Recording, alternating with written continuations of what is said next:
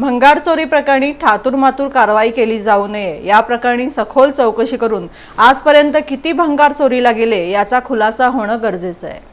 सोलापूर महानगरपालिकेच्या अतिक्रमण विभागातून जप्त साहित्य आणि भंगार दिवसाढवळ्या वाहनांमधून बाहेर नेले जात असल्याचा आरोप समोर येणे ही केवळ एक चोरीची घटना नाही, तर संपूर्ण प्रशासकीय व्यवस्थेतील निष्काळजीपणा, संगनमत आणि उत्तरदायित्वाच्या अभावाचे गंभीर उदाहरण आहे। शिवसेना गटनेते अमोल शिंदे यांनी हा प्रकार उघडकीस आणल्यानंतर महापालिकेतील कारभारावर मोठे प्रश्नचिन्ह निर्माण झाले आहे। अतिक्रमण विभागाकडून शहरभरातून जप्त करण्यात येणारे साहित्य, लोखंडी पत्रे, हातगाड्या, फर्निचर, स्टॉल साहित्य किंवा इतर भंगार हे सार्वजनिक मालमत्ता मानले जाते। या मालमत्तेची योग्य नोंद, सुरक्षा आणि लिलाव प्रक्रिया असणे अपेक्षित असते। मात्र हेच साहित्य जर अधिकाऱ्यांच्या नजरेसमोर वाहनांमध्ये भरून बाहेर जात असेल तर ही केवळ चोरी नसून व्यवस्थेतील काही लोकांच्या आश्रयाशिवाय अशक्य असलेली बाब आहे।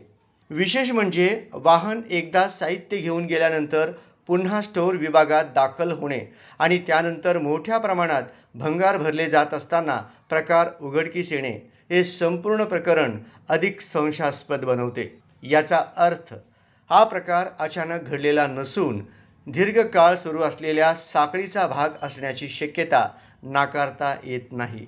या प्रकरणात अतिक्रमण विभाग प्रमुख जगन्नाथ बनसोडे यांच्यासह 8 जणांवर गुन्हा दाखल झाला असला तरी केवळ गुन्हा दाखल करून प्रशासन आपली जबाबदारी झटकू शकत नाही। गेल्या अनेक महिन्यांपासून शहरात मोठ्या प्रमाणात अतिक्रमण कारवाया सुरू आहेत।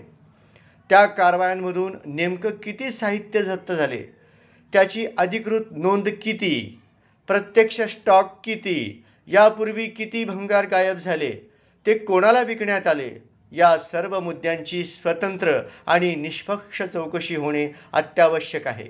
महापालिकेच्या विविध विभागांमध्ये भंगार हा शब्द अनेकदा भ्रष्टाचारासाठी सुरक्षित मार्ग मानला जातो, कारण सामान्य नागरिकांचे त्याकडे फारसे लक्ष नसते।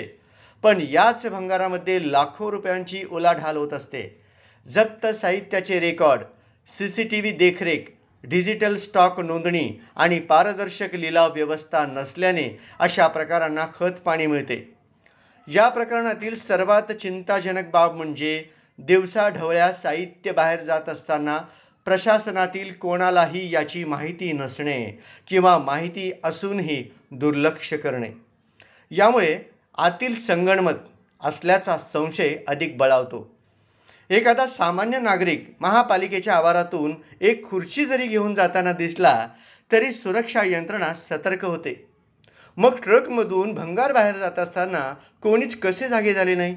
म्हातारी मेल्याचे दुःख नाही, पण काळ सोखावत आहे ही म्हण या प्रकरणाला तंतोतंत लागू पडते।